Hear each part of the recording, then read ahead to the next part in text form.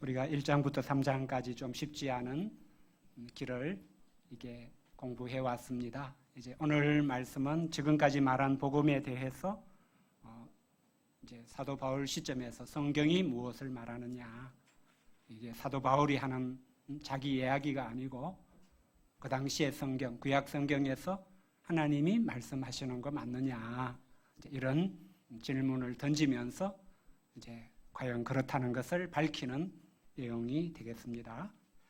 그동안 믿음으로 어렵다 하심을 받는다는 복음을 말씀해 왔습니다. 이 복음이 하나님께서 구약 성경에서 계속 말씀해 오신 것이었음을 우리가 오늘 말씀을 통해서 확인하고 또 우리의 믿음의 확신이 더 깊고 견고해지는 은혜가 되기를 기도합니다. 믿음으로 어렵다 하심을 받는다는 이 복음이 하나님이 구약 성경에서 말씀하신 것이 맞느냐, 이것을 알려면 이제 유대인들의 조상인 아브라함의 경우를 살펴보면 됩니다. 그래서 1절은 우리 조상인 아브라함이 어떻게 어렵다 하심을 받았는지 봅시다 라고 시작을 합니다.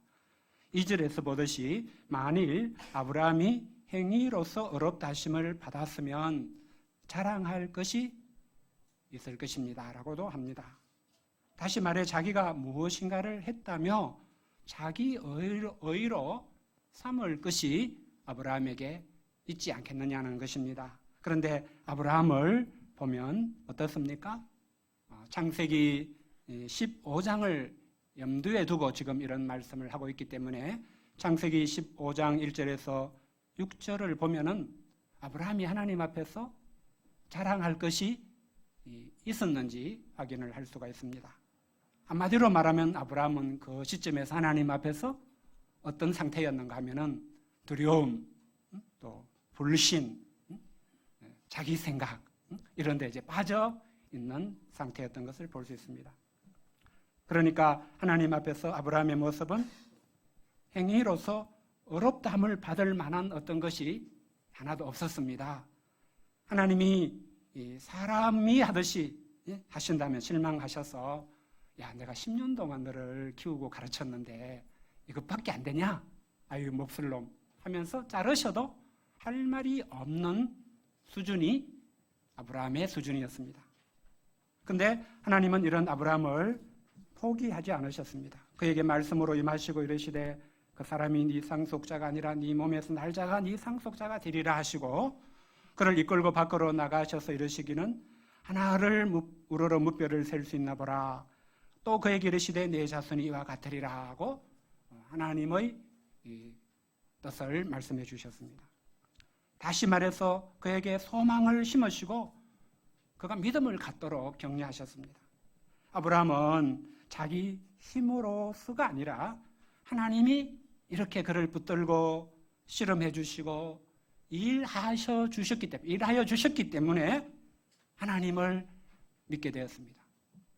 그리고 하나님께서는 이런 아브라함의 믿음을 그의 의로 여겨주셨습니다. 네가 네 힘으로 하는 것을 보면 잘한 게 하나도 없지만 그래도 내가 너한테 믿으라고 할 때에 믿는 거 이거 한 가지는 너 정말 잘했다 이렇게 옳다고 여겨주셨습니다. 이것이 바로 3절이 밝히는 대로 성경이 말하는 것입니다. 성경이 믿음으로 어렵다함을 받는다는 것에 대해서 무엇을 말하느냐? 아브라함의 이야기를 봐라. 성경도 이것을 말한다. 이런 결론을 내리는 것입니다. 결국 하나님은 아브라함의 경우를 통해 사람이 어떻게 하나님께 어렵다함을 받을 수 있는가의 본보기를 주신 것입니다.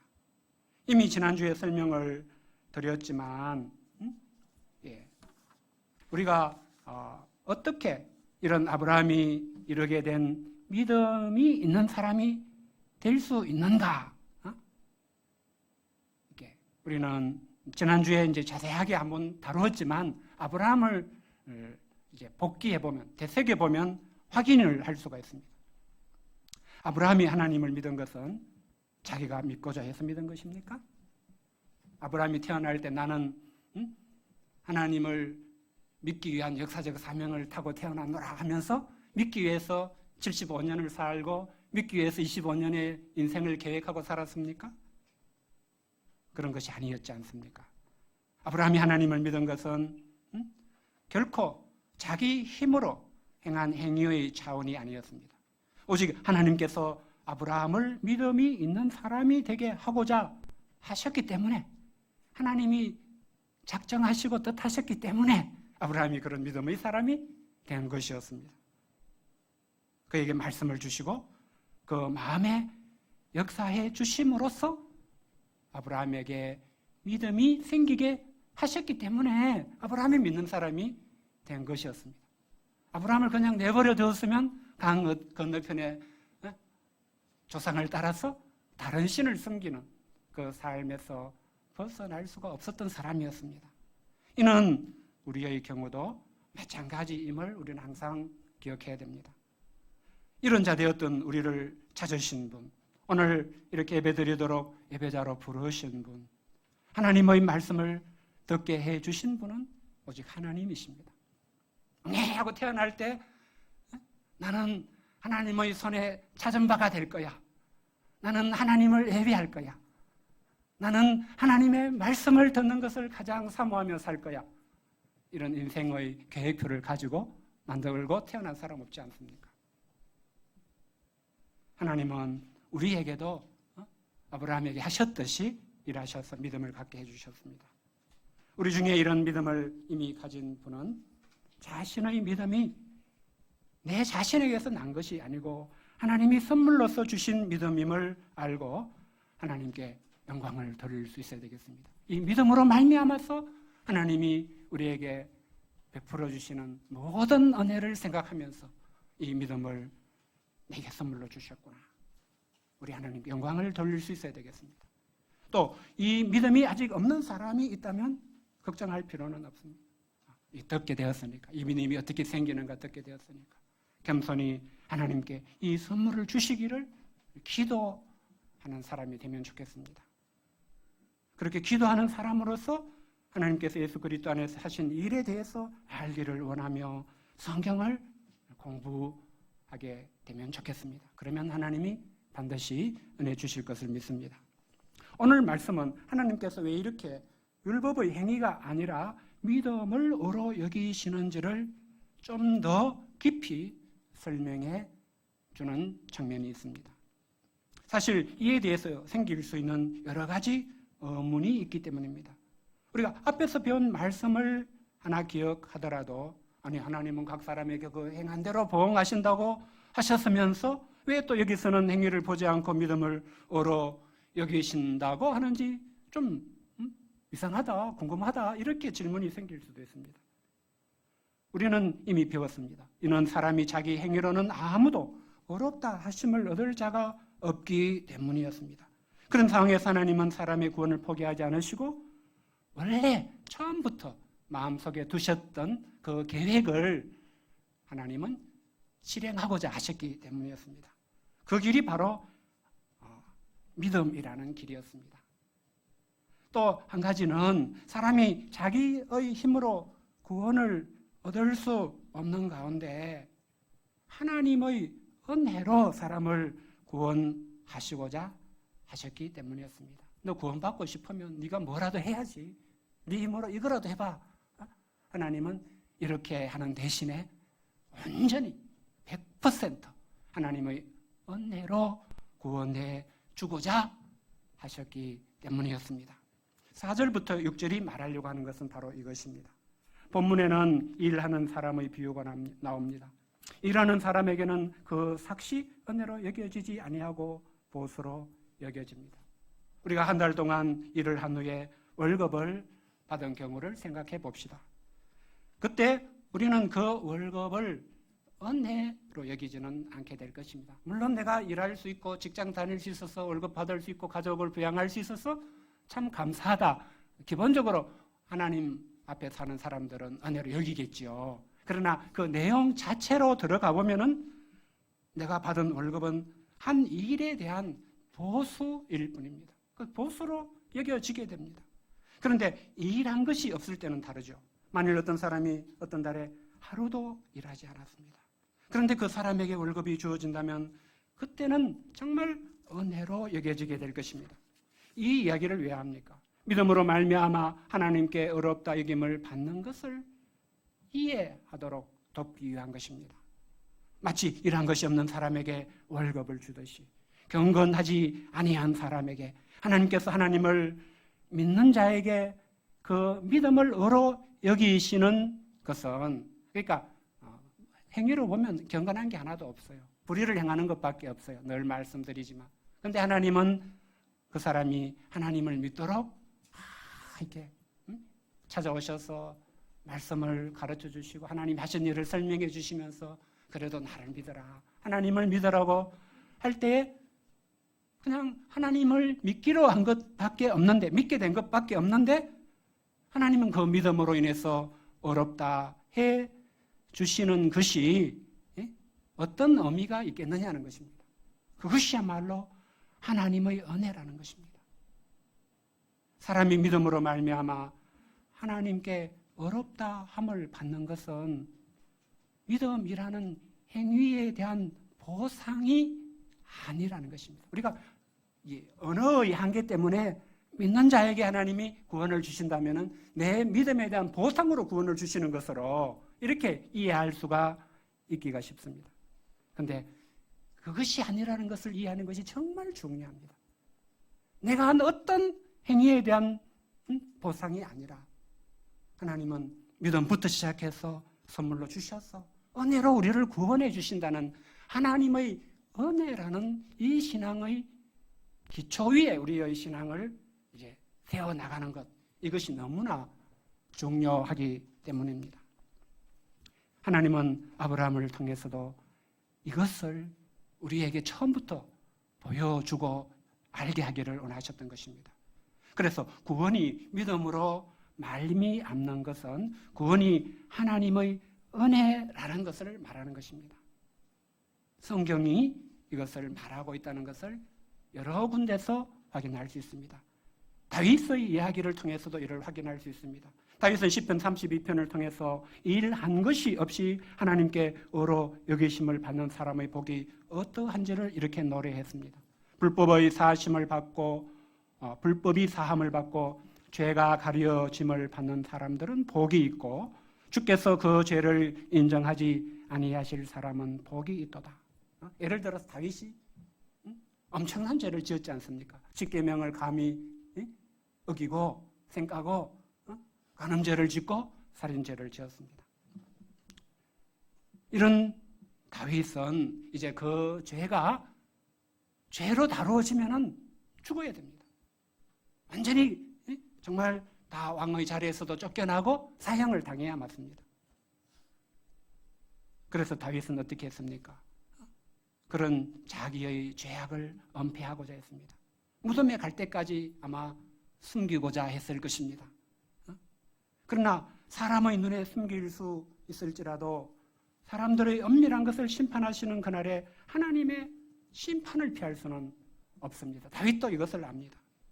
그래서 그는 시편 32편 3, 4절에서는 이렇게 고백하고 있는 것을 볼 수 있습니다. 내가 입을 열지 아니할 때에 종일 신음함으로 내 뼈가 쇠하였도다. 주의 손이 주야로 나를 누르시오니 내 진액이 빠져서 여름 가뭄에 마름같이 되었나이다. 정말 고백은 할 수 없고 고백을 하면 그 뒷감당을 도저히 할 수가 없고 그래서 고백은 안 하지만 정말 다윗의 이런 심정이 되는 경험을 크고 작게 조금씩 경험하지 않은 사람은 아마 없을 것입니다. 그런데 하나님께서 이런 다윗을 어떻게 도우셨습니까? 하나님께서는 선지자 나단을 보내 다윗의 죄를 드러내시고 책망하셨습니다. 또 다윗은 이런 하나님의 책망 앞에서 인정하고 회개했습니다. 그랬는데 하나님께서는 다윗의 대죄에 대한 그런 그동안에 말씀해오신 처분을 내리는 대신에 그래 네가 인정했으니까 네가 다른 사람들에 대해서 너는 죽일 놈이다 하고 사형도 시켰는데 이제 네가 그런 죄를 지었으니까 너도 사형장으로 가야지. 이렇게 하지 않으시고 그 죄를 사하여 주셨습니다. 그럼 하나님은 불공평한 분이신가요? 하나님은 어떤 사람만 편애하시는 분이신 걸까요? 이는 우리가 3장 말씀에서 배운 대로 하나님께서 그리스도 예수 안에 있는 성령으로 말미암아서 그 성령 안에서 다윗을 처분하셨기 때문이었습니다. 예수님을 그의 피로써 믿음으로 말미암는 화목 제물로 세우셨기 때문에 하신 일이었습니다. 다윗이 하나님을 믿는 그 자리에 계속해서 머물고자 했을 때 하나님은 그 믿음을 의로 여기시고 예수님의 성령 안에서 화목제물로 세우신 예수님의 그 피 안에서 다윗을 사하여 주신 것이었습니다. 예수님의 십자가 안에서 자기의 의로우심을 나타내시기 때문에 이렇게 하신 것이었습니다. 다윗의 경우는 사람이 구원을 받는 것이 오직 하나님의 은혜로 된다는 것을 말하는 성경의 본보기인 것입니다. 지난주에 말씀드렸듯이 성경의 모든 이야기가 어떻게 하나의 이야기로 결합이 되어 있는지 알고 성경을 이해하는 것이 그래서 중요한 그런 일이 됩니다. 우리가 이런 성경의 한 이야기로서의 결합을 모르면 성경을 읽어나가다가 곳곳에서 모순이 되는 듯한 그런 내용을 발견하고 고민하고 영적으로 방황하게 되기가 쉽습니다. 또한 성경의 이야기가 하나의 이야기로 결합된 것을 알 때 하나님의 은혜가 결코 말로만의 값싼 은혜도 아님을 알게 됩니다. 하나님의 은혜는 하나님의 아들 우리 주 예수님이 십자가에 못 박혀 죽으신 것으로 말미암아 주어지는 말로 다 할 수 없는 큰 은혜인 것도 알게 됩니다. 그러므로 한 사람이 죄로 인해 하나님의 심판 아래 있는 자로서의 자기 발견을 하는 것, 하나님께서 예수님 안에서 하신 일들에 대한 소식인 복음을 듣게 되는 것, 이로 말미암아 믿음을 가지게 되는 것은 한마디로 어떤 일이 됩니까? 한마디로 가장 복된 일이 됩니다. 우리가 인생에서 어떤 복 있는 일들을 생각할 수가 있을 것입니다. 참 복도 많다. 저 사람은 복도 많네. 나도 좀 복이 있었으면, 이런 생각을 우리가 할 수 있지 않습니까? 가장 복된 일은 바로 이런 하나님의 구원의 은혜를 받는 것입니다. 하나님은 이런 복을 할례자와 무할례자를 차별하지 않고 주십니다. 율법을 가지고 살아왔던 유대인이나 율법 없이 살아왔던 이방 세계의 사람들이나 차별하지 않고 하나님은 이 복, 하나님의 구원을 받는 복을 주시는 분이십니다. 그리고 이 복을 주시기 위해서 하나님이 정하신 구원의 방법이 믿음으로 어렵다함을 얻는 것이었습니다. 아브라함의 경우를 이 점에서 좀 더 볼 수가 있습니다. 아브라함이 그 믿음이 의로 여겨졌다고 했을 때에 그는 유대인처럼 할례를 받은 상태가 아니라 무할례 시에 의로 여겨졌다고 기록되어 있습니다. 아브라함이 할례의 표를 받은 것은 나중에 이 믿음을 가진 이후에 믿음을 가졌다는 것을 자기 살의 도장으로 찍은 것이었습니다. 이는 어떤 의미가 있습니까? 아브라함이 무할례자로서 할례가 없을 때에 이렇게 믿음을 가지고로 여기심을 받은 자 된 것은 장차 아브라함의 이 믿음을 따르는 모든 자의 조상이 되게 해서 누구도 할례 없는 사람들도 아브라함처럼 하나님이 오셔서 복음으로 믿음으로 인도하실 때에 아브라함을 따라서 이런 믿음을 가진 자가 되는 것을 통해서 그들도 의로 여기심을 얻게 하려고, 구원을 받게 하려고 하신 것이었습니다. 또 아브라함은 믿음을 가진 후에 의로 여기심을 받은 후에 또 할례를 자기 몸에 새겼습니다. 할례의 표시를. 이것은 어떤 의미가 있습니까? 이것은 아브라함의 자취를 따르는 모든 할례자들, 유대인들의 조상이 되어서 그들도 의로 여기심을 얻게 하려 하신 것이었습니다. 그래서 결국 아브라함의 이 케이스는 유대인이나 또 이방인이나 다 믿음으로 의로 여기심을 받는다는 것의 본보기로서 우리에게 주어진 것이었다는 뜻입니다. 정리를 하면 성경이 구원의 길로 말하는 것은 오직 믿음의 입니다. 그러므로 성경에서 아브라함이나 그 후손에게 세상의 상속자가 되리라고 하신 언약도 어떻게 이해해야 됩니까? 이런 언약을 볼 때도 이제 이런 언약은 이제 창세기 17장 5절에 대표적으로 나와 있는데 이런 말씀도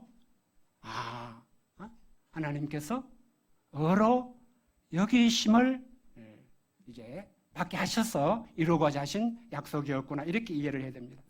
이런 창세기 17장 5절에 나오는 언약의 말씀을 이것은 우리에게 유대인들처럼 우리에게 율법을 주셔서 우리가 율법을 지키게 하시고 우리가 율법을 지킬 때만 이루겠다고 하신 언약이구나라고 이해하면 안 된다는 뜻입니다. 만일 율법에 속한 자들이 상속자가 되게 하고자 하신 것이면 어떤 일이 생깁니까? 아브라함을 통해 말씀하신 믿음은 헛것이 됩니다. 또 아브라함에게 하신 약속은 파기되고 맙니다. 왜냐하면 율법의 행위로 어렵다 하심을 얻은 사람이 아무도 없기 때문에 그냥 공허한 약속으로 끝나버린다는 뜻입니다. 율법 지켜서 이렇게 상속자가 세상의 상속자가 된다. 이렇게 세상의 상속자가 된다는 것은 성경 전체 이야기에서 보면 뭐예요? 새하늘과 새 땅으로 이루어진 하나님 나라를 상속받는다. 우리가 하나님 나라에 천국에 들어간다. 또는 하나님 나라를 유업으로 잇는다고 하는 그 뜻이라고 할 수가 있습니다. 우리는 이 땅에서 아무것도 이렇게 가져가지 못하고 다 놓고 헐거로 돌아가는 것처럼 보일지라도 우리가 하나님의 자녀인 한 하나님 아버지께서는 하나님의 나라를 우리에게 상속해 주시는 날이 오게 될 것입니다. 우리 주 예수님의 부활의 날에.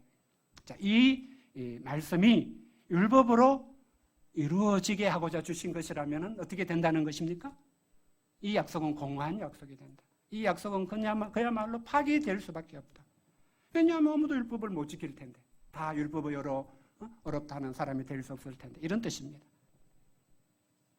율법은 결국 다 지키지 못한 사람에게 진노를 이루게 하는 역할로서 주어져 있기 때문입니다. 그러므로 하나님은 상속자가 되는 그것도 은혜에 속하게 하셨고 우리가 어떤 행위로서 하나님 나라를 상속받는 게 아니고 일방적인 하나님의 은혜로 받을 수 있는 은혜에 속하게 하셨고 은혜에 속하게 하기 위해서 믿음으로 되게 하신 것이었습니다. 이를 통해 하나님은 그 약속을 모든 후손에게 모든 하나님의 자녀들에게 굳게 해 주셨습니다.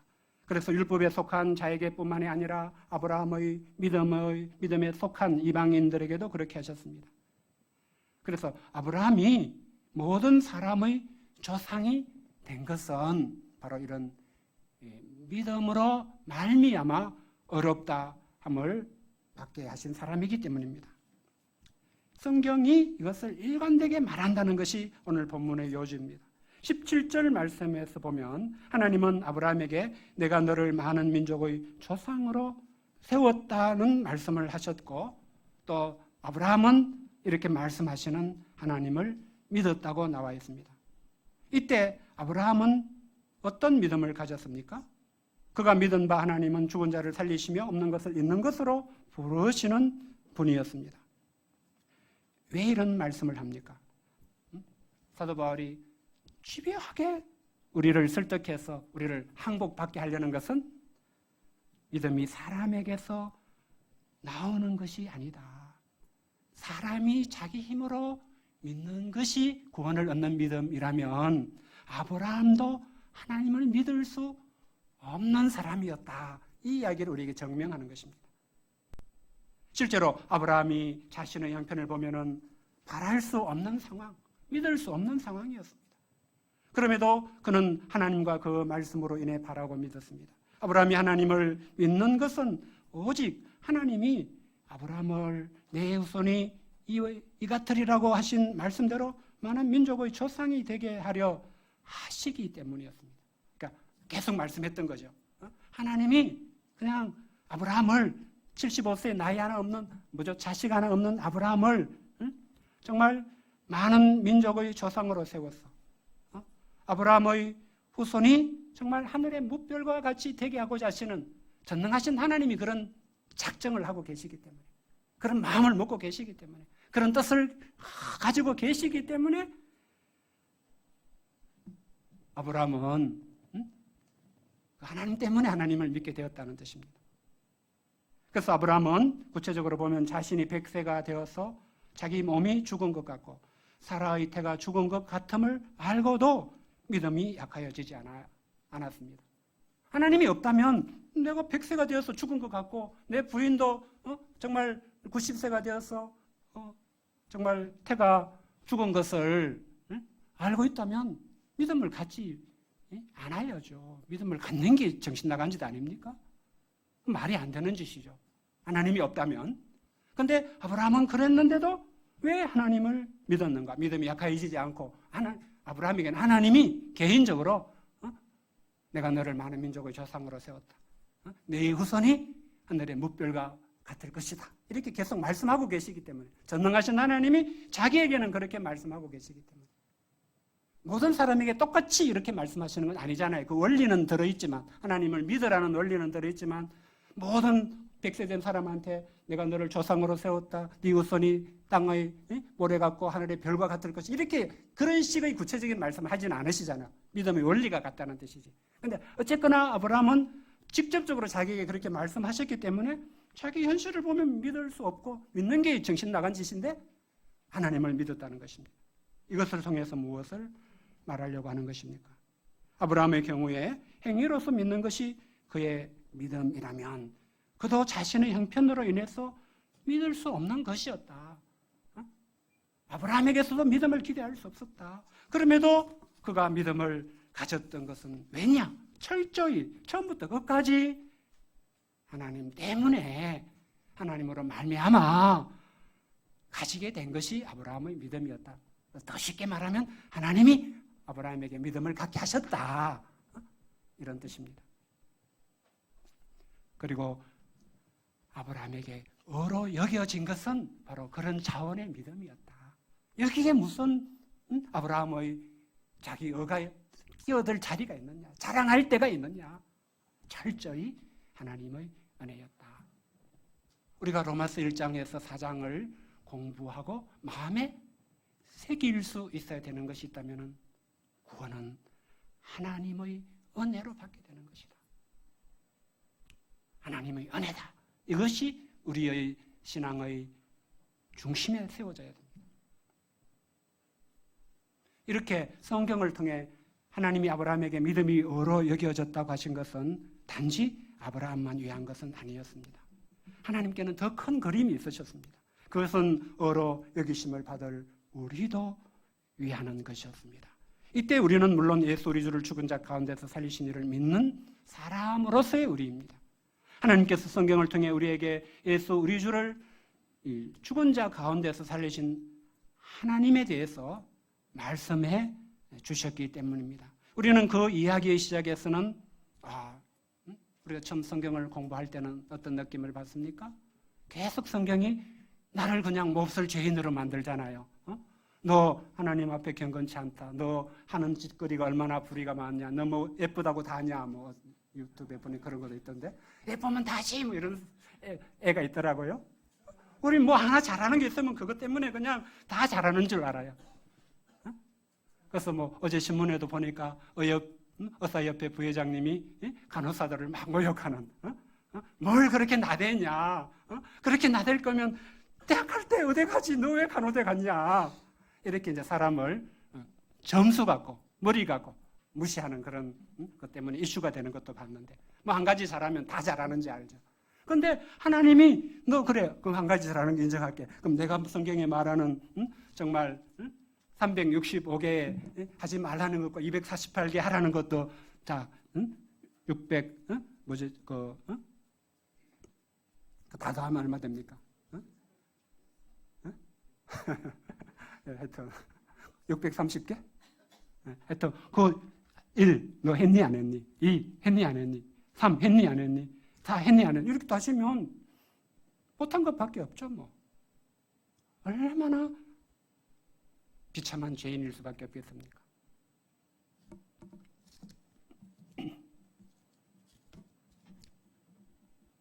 그래서 하나님께서는 이제 우리가 처음에는 그런 우리의 모습을 보게 하시기 때문에 힘들어요. 성경 공부가.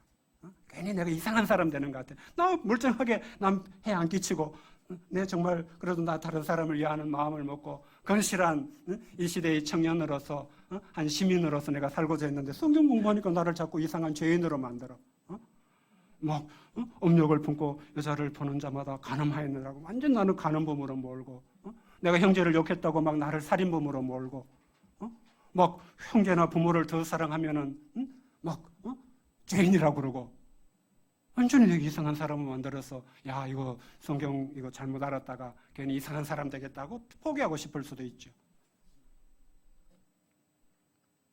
또 이렇게 착각 때문에 그죠? 또는 영적 무지 때문에 성경이 안 들어올 수가 있어요 마음에. 그런데 그 고비를 넘기고 그놈의 정 때문에 사랑 때문에 하여튼 목자님하고 약속을 못 어겨가지고 공부를 하고 하다 보니까 어느 순간에 보니까 뭐 하고 있어요? 예배 드리고 있어. 예수님을 믿고 있어. 찬양하고 있어. 왜 이런 일이 일어나게 된 겁니까?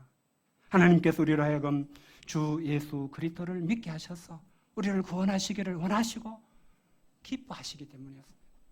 하나님이 그 뜻, 그 의지, 그 작정을 가지지 않으셨다면 우리 중에 믿게 될 사람은 아무도 없습니다. 장담컨대 우리 중에 하고 있는 모습은 끝없이 하나님을 부정하고 하나님을 피하고 하나님께 도망치고 내 하고 싶은 대로 하는 삶이 되었을 것입니다.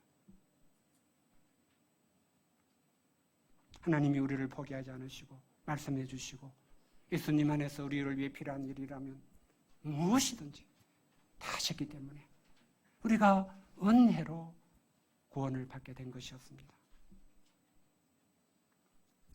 오늘 본문에서 사도 바울은 이런 은혜라는 것을 이야기하려고 하는 것이지 예수님이 어떤 일을 하셨는지 다 이야기하려고 하는 것은 아닙니다. 그래서 25절에서 그냥 간단히 요지만 말씀했습니다. 예수님은 우리가 범죄한 것 때문에 내줌이 되고 또 우리를 어렵게 하기 위하여 살아나셨습니다. 십자가와 부활에 대한 요지만 말씀을 하고 끝을 냈습니다. 오늘 말씀을 정리하고 나누고자 하면서 로마서 시작 부분에서 하나님께서 사도 바울을 통해 로마 교회 성도들에게 말씀해 주시고자 하셨던 목적, 그 뜻을 다시 한번 되새기게 되었습니다. 로마 교회의 성도들에게 로마서를 하나님이 주셨던 뜻은 어떤 신령한 은사를 나누어 주어 그들을 경고하게 하려 함이었습니다. 그렇다면 오늘 우리에게는 어떻게 경고하게 하려 하실까? 이런 질문을 해보게 됩니다. 오늘 본문에서 보면 아브라함처럼 믿음이 경고하게 하는 것이 될 것입니다. 다윗을 보면 하나님의 은혜를 아는 데서 경고하게 하는 것이 될 것입니다. 어제 박규현 목자님이 전한 토요 기도회 본문 마태복음 7장 말씀에 기초하면 예수님이 주시는 말씀을 듣고 행하는 사람이 되게 하는 것이 될 것입니다. 예수님은 그런 사람을 두고 그 집을 반석 위에 지은 지혜로운 건축자와 같은 사람이라고 하셨습니다. 우리는 다 우리가 살아가는 이 세상이 때때로 비가 내리고 장수가 나고 바람이 거세게 부는 세상임을 알고 있습니다. 예수님은 이런 세상을 비유로 우리의 인생도 마찬가지임을 알지 않느냐고 하십니다. 우리 인생에 비도 안 오고 장수도 나지 않고 바람이 불어 그 세계 몰아닥치는 그런 일이 없는 사람이 있을 수 있을까요? 아무도 없을 것입니다. 물론 어떤 시기에는 모든 것이 좋기만 해 보일 수도 있을 것입니다. 마치 요한계시록 3장에 나오는 라오디게아 교회의 사람들처럼 나는 부자라, 나는 부요하여 부족한 것이 없다. 이렇게 여겨지는 인생의 시기도 있을 것입니다. 그러나 그런 사람의 인생에도 비가 내릴 수 있습니다. 창수가 날 수 있습니다. 그것에 농수가 밀려들 수 있습니다. 폭풍이 거세게 몰아닥칠 수도 있습니다. 그런 날을 겪어보면 무엇을 알게 됩니까? 사람이 얼마나 공고하고 가련한 존재인가. 내가 의지했던 가진 모든 것이 얼마나 아무것도 아닌 것에 지나지 않고 소용없는 것에 지나지 않고 나는 이런 것을 모르고 눈물고 벌거 벗은 자 같은 그런 한계적인 그런 삶을 살아왔는가? 이런 것을 깨닫지 않을 수 없습니다. 우리는 그런 때에 무엇이 우리를 경고하게 하는 것이 될 수 있을지 알아야 하고, 우리를 경고하게 하는 그런 것이 우리 안에 있어야 되는 것입니다. 인생에 창수가 나고 폭풍이 거세게 몰아치는데 그때서야 내가 뭔가 경고한 것이 있어야 될 텐다고 찾는다고 되겠습니까? 그때는 이미 늦지 않겠습니까? 우리가 지금 살펴보는 로마서를 통해 본다면 그것은 로마서 말씀 한 절 한 절에 담아두신, 그래서 하나님이 우리에게 주시고자 하시는 어떤 신령한 선물이 될 것입니다. 오늘 말씀에서 보면 하나님께서는 우리에게 믿음으로 말미암아 어렵다 하신다는 진리를 다시 한번 말씀해 주셨습니다. 우리에게도 오직 하나님의 은혜로 구원을 베풀어 주신다는 복음을 말씀해 주셨습니다. 그래서 하나님은 우리에게도 아브라함처럼 믿음을 갖게 해주고자 일하고 계시고, 우리에게도 다윗처럼 예수 그리스도로 말미암는 죄사함의 은혜를 알게 해주시고자 일하고 계신다는 것을 우리 오늘 말씀에서 들었습니다. 물론 이것이 말처럼 간단하거나 쉬운 일은 아님을 압니다.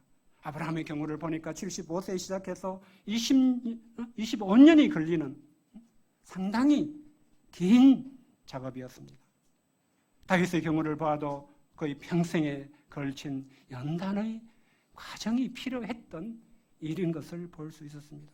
이렇게 말하면 너무 부담을 주는 것일 수 있는데, 때로 믿음의 복음, 은혜의 복음은 어린 아이도 듣고 얻고 선물로 받을 수 있는, 믿기만 하면 되는 그런 일이기도 합니다. 제가 옛날에 박여곱 박요한나 선교사님한테 들었는데, 우리 박예훈 형제님이 어릴 때에 얼마나 예수님 밖에 모르는, 예수님을 향한 그런 믿음과 사랑이 뜨거운 형제였는가. 어릴 때 그랬다고 들었습니다. 예원 어딨나? 하여튼 그럴 수 있어요. 단순하게 성령님의 감화 감동으로. 그런 어떤 사람들에게는 평생에 걸친 그런 하나님의 작업이 필요한 경우도 있는 것 같습니다. 그리고 그 작업이 마치 영적인 항암 치료와 같은 쉽지 않은 작업인 것도 볼 수 있는 것 같습니다. 우리 신우승 교사님이 항암 투병 중이시고 기도 지원을 요청하기 때문에 늘 생각할 수밖에 없는데, 그 항암 치료가, 암과의 투병이 자기 본인이 아니면 얼마나 고통스럽고 힘든 것인가? 사실 본인만 알 수 있는 것이죠.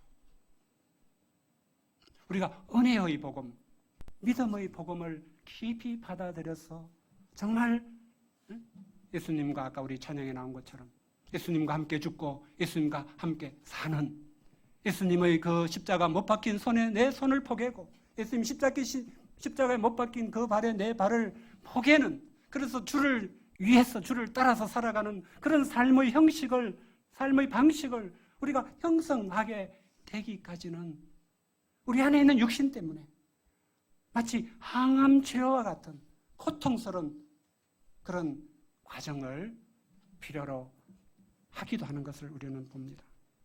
어떤 사람은 너무 순수하게 말씀을 받는 사람이 있는가 하면, 어떤 사람은 영적인 무지가 너무 깊은 경우도 있고, 어떤 사람은 자기를 붙들고자 하는 자기 중심성이 너무 강해서 생고무 같아서 도대체 깨어지지도 않고 찢어지지도 않는 그런 경우도 있기 때문입니다. 그러나 우리가 오늘 말씀을 통해서 우리가 그러할지라도 우리 행위로 어렵다함을 얻을 수 없는 그런 정말 불가능한 존재라 할지라도 우리는 그것보다 더 큰 것이 있음을 배웠습니다. 하나님의 작정이고 하나님의 뜻이고 하나님의 원하십니다. 하나님이 아브라함이 믿음을 갖게 하기를 원하셨기 때문에, 하나님이 아브라함을 많은 민족의 조상으로 세우고 그의 후손이 하늘의 별과 같이 되게 하시기를 원하셨기 때문에, 전능하신 하나님이 그런 뜻을 품고 그런 작정을 하시고 그렇게 해서 작업을 하셨기 때문에 아브라함이 100세가 되었을 때에 스스로는 도저히 가질 수 없는 그 믿음을 하나님은 아브라함이 가질 수 있도록 하셨던 것이 우리에게 소망이 됨을 깨닫습니다. 우리의 긴 인생의 여정 속에서 모든 일을 통해서 하나님이 섭리하시며 이루어 나가신다면 불가능이 없음을 깨닫게 됩니다. 그래서 우리 인생에도 이 하나님을 생각할 때에, 이 하나님의 섭리와 역사심을 생각할 때 무엇이 있다는 것, 소망이 있다는 것을 우리는 발견할 수 있습니다. 소망은 내게 있지 않고 하나님에게 있습니다. 우리 인생에서 언제든지 닥칠 수 있는 비와 창수와 폭풍 가운데서도 우리 모두는 견고한 사람이 될 수 있는 소망이 있습니다. 하나님과 한 말씀으로 인한 믿음이 있는 사람이요, 부활과 하나님 나라에 대한 산 소망이 있는 사람이 될 것이라는 소망이 우리에게 있습니다. 이런저런 상황에서 내가 무엇을 하고 있는가라는 질문을 때때로 하면서 이 자리에 설 때가 있습니다. 그때마다 하나님이 제게 말씀해 주시는 것은 이 소망의 역사를 위해서 내게 맡겨주신 일인 하나님의 말씀을 선포하는 것이라고 깨닫게 하셔서 용기를 내어서 말씀을 전하게 되곤 합니다. 우리가 모두가 간절히 바라는 것, 우리 신앙의 유일한 이유가 어디에 있어야 됩니까?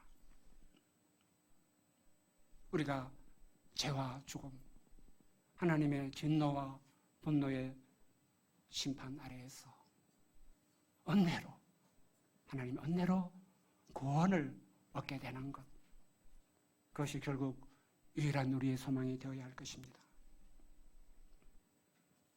그리고 하나님은 이 유일한 소망을 있게 하시고자 우리를 찾아와 주셨고 우리에게 작업을 하고 계십니다. 섭리하고 계십니다.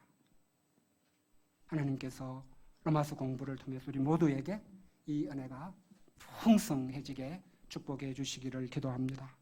그리고 오늘이라는 날 동안에는 우리는 그저 먼저 그의 나라와 그의 의를 구하러 가신 예수님의 말씀을 붙잡고 하나님의 말씀을 바라며 말씀을 듣고 기도하는 일, 삶의 모든 일을 만나지만 그 일을 통해서 하나님과 그 말씀에 대한 믿음을 배우고자 하는 그런 자세로 살아갈 수 있게 되기를 기도합니다. 5절 말씀 읽고 기도하고 마치겠습니다. 4장 24절입니다. 시작. 의로 여기심을 받을 우리도 야민이 곧 예수 우리 주를 죽은 자 가운데서 살리신 이를 믿는 자니라. 하나님 아버지, 로마서 1장부터 4장까지의 말씀을 통해서 우리의 구원은 우리가 하는 어떤 행위에 달려있지 않고 하나님께서 우리에게 뜻두신 일방적으로 이제 베푸신 은혜에 달려있는 것임을 확인시켜 주셔서 감사합니다. 이 은혜의 역사가 이미 우리에게 있게 해주신 것을 생각할 때 감사와 찬양을 드립니다.